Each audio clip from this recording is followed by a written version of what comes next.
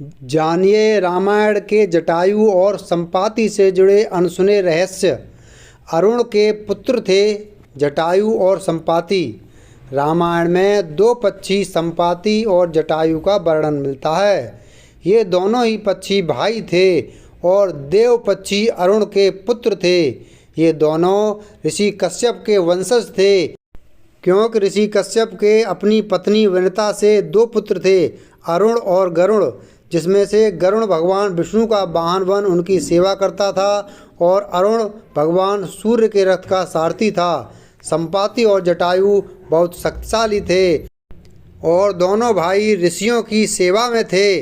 वे दोनों विंध्याचल पर्वत के पास ही विचरण करते थे और ऋषि के यज्ञों की असुरों से रक्षा करते थे। जटायु को बचाते हुए जल गए थे संपाति के पंख। संपाति और जटायु बड़े ही शक्तिशाली और दिव्य थे। वे ऋषियों के यज्ञ की रक्षा करते थे और इन्होंने कई शक्तिशाली राक्षसों का वध किया था।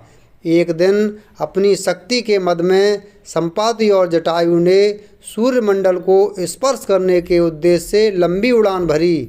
सूर्य के असहनीय तेज के कारण जटायु के पंख जलने लगे। तब संपाति ने उन्हें अपने पंखों के नीचे सुरक्षित कर लिया, लेकिन सूर्य के निकट पहुंचने पर सूर्य के ताप से संपाति के पंख जल गए और वे समुद्र तट पर गिरकर चेतना शून्य हो गए। इसी प्रकार जटायु भी सूर्य के तेज से प्रभावित होकर निस्तेज होकर किसी पर्वत पर गिर गए और इस प्रकार दोनों भाई बिछड़ गए। एक मुनि की वहाँ से गुजरते हुए संपाति पर नज़र पड़ी और उन्हें उसकी हालत पर दया आ गई। उन्होंने उसका उपचार किया और उसे आशीर्वाद दिया कि एक समय में भगवान के कुछ दूत आएंगे जिनके दर्शन से तुम्हारे पंख दोबारा विकसित हो जाएंगे। श्री राम से जटायु की भेंट। जटायु नासिक के पंचवटी वन में वास करते थे। एक दिन आखेट करते समय महाराज दशरथ से उनकी मुलाकात हुई थी। तभी से वे और दशरथ मित्र बन गए। वनवास के समय भगवान श्री राम पंचवटी में पर्णकुटी बनाकर रहने लगे थे। उस समय प्रथम बार जटायु से उनकी भेंट हुई। राम जी ने उन्हें बताया कि वे राजा दशरथ के पुत्र हैं। राजा दशरथ का नाम सुनते ही जटायु अति प्रसन्न हुए, क्योंकि राजा दशरथ उनके पुराने मित्र थे। उत्सुकतावश वह अपने मित्र का कुशल पूछने लगे, किंतु दशरथ की मृत्यु का समाचार मिलते ही वो विलापग्रस्त हो गए। तब श्री राम ने उन्हें संभाला।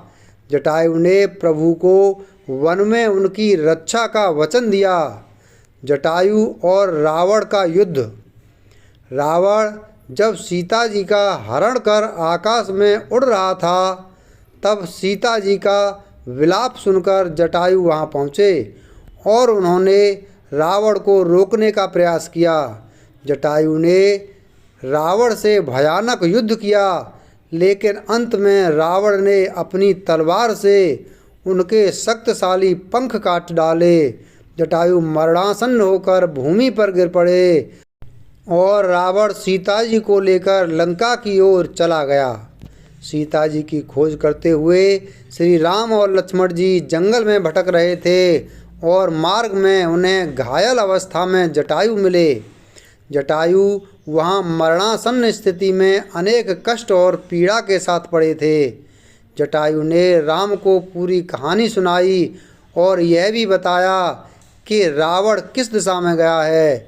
जटायु की ऐसी हालत देखकर श्री राम की आंखों से अश्रुधारा बह निकली। उन्होंने जटायु से कहा कि वे उनके घाव ठीक कर उन्हें पुनः स्वस्थ कर देंगे, किंतु जटायु ने कहा कि प्रभु, आपके दर्शन मात्र से मनुष्य की मुक्ति हो जाती है और मेरा सौभाग्य देखिए, मुझे आपकी गोद में मृत्यु प्राप्त होगी। आप माता सीता की खोज कीजिए और उस रावण को मृत्यु दंड दीजिए।